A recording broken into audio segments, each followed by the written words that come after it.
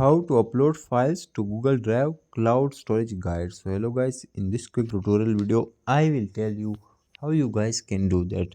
So it was very easy. The first step you will simply click on Drive app. That app was in almost all Android devices. So you'll simply click on that app.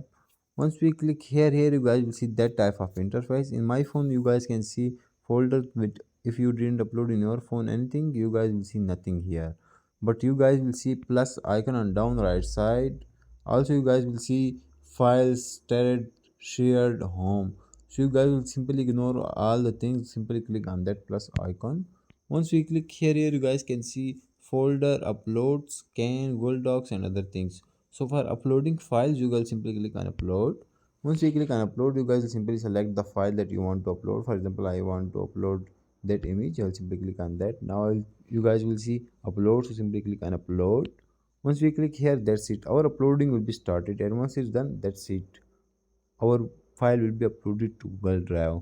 So that's how you guys can do that. Thanks for watching.